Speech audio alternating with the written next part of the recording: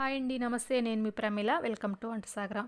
Friends, ఈ వీడియోలో ఆరోగ్యానికి ఎంతో ఉపయోగకరమైన రాగి పిండితో రొట్టెను తయారు చేసుకుందాం.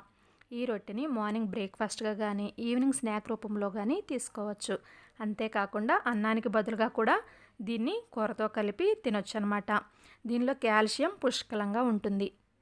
ఇంకా ఆలస్యం చేయకుండా ఈ రొట్టెని ఏ విధంగా తయారు చేసుకోవాలో ఈ వీడియోలో చూద్దాం. ముందుగా ఒక మిక్సింగ్ బౌల్ తీసుకొని దానిలో రాగిపిండిని యాడ్ చేసుకోండి.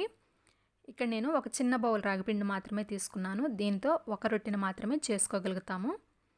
మీరు ఎక్కువ రొట్టెలు కావాలి అనుకుంటే ఎక్కువగా పిండిని యాడ్ చేసుకోండి.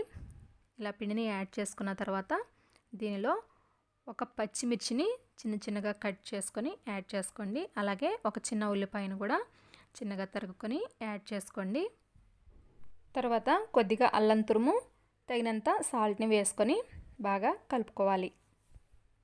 వాటర్ యాడ్ చేసుకోకుండా ముందు ఈ విధంగా ఒకసారి కలుపుకొని తర్వాత కొద్దిగా వాటర్ యాడ్ చేసుకుంటూ చపాతీ పిండిలా కంటే కొంచెం సాఫ్ట్గా అయ్యేటట్లుగా కలుపుకోండి.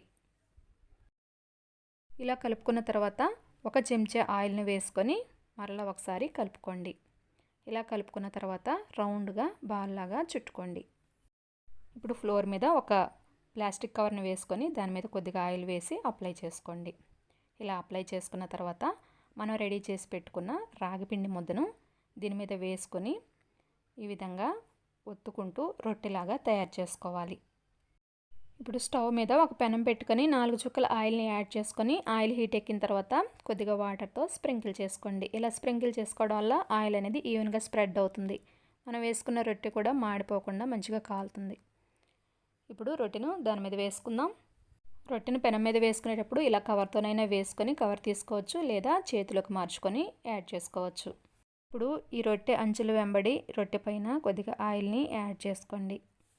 రొట్టెను మాత్రం లో ఫ్లేమ్లో ఉంచుకొనే కాల్చుకోవాలి.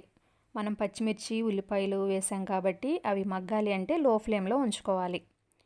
ఈ రొట్టె ఒకవైపు కాలిన తర్వాత రెండో వైపు కూడా తిప్పుకొని రెండు వైపులా కాల్చుకొని ఒక ప్లేట్లోకి ట్రాన్స్ఫర్ చేసుకోండి. అంతేనండి, ఎంతో రుచికరమైన ఆరోగ్యకరమైన రాగి రొట్టె రెడీ అయిపోయింది. ఫ్రెండ్స్, ఈ రెసిపీ మీకు నచ్చినట్లయితే కంపల్సరీ లైక్ చేసి మీ ఫ్రెండ్స్ కూడా షేర్ చేయండి. ఇటువంటి మరిన్ని టేస్టీ రెసిపీస్ కోసం మన ఛానల్ని సబ్స్క్రైబ్ చేసుకోవడం మర్చిపోకండి. Thanks for watching.